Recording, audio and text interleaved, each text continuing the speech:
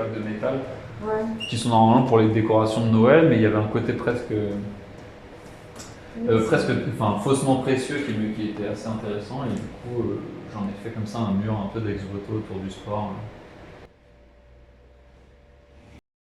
C'est des bijoux alors qui sont faits En en bronze. c'est ça. Explique-moi un peu C'est comment une espèce t'as... d'amulette.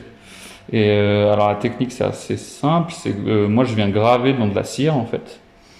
Du coup il y a différents types de cire, des cires que tu peux mouler, des cires que tu peux sculpter.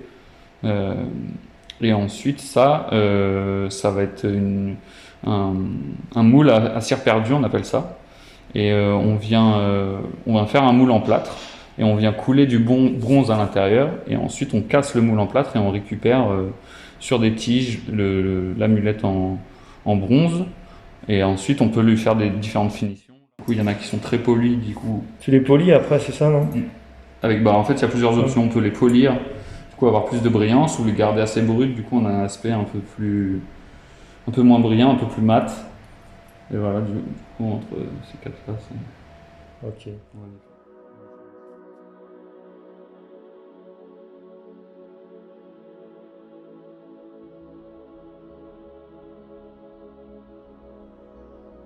en relation avec un club féministe de foot. Féminin et féministe un peu. Et c'était assez drôle, et c'était super sympa. Ils sont venus à mon expo précédente et on en avait parlé. Et on essaye de monter le projet d'avoir pour une compétition un trophée. Ouais.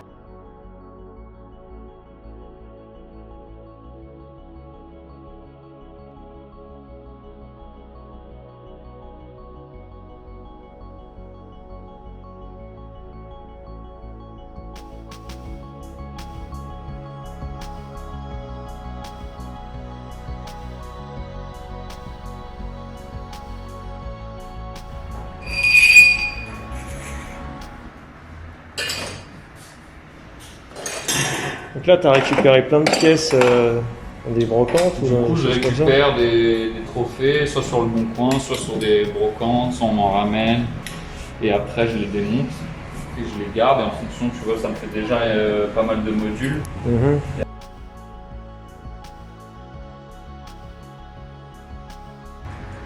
Après, c'est en fonction de les couleurs, des pièces que je monte.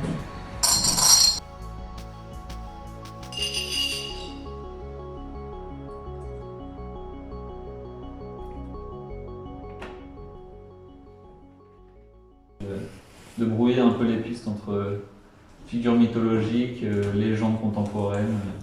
Ouais, C'est un ouais. c'est un peu tout ça.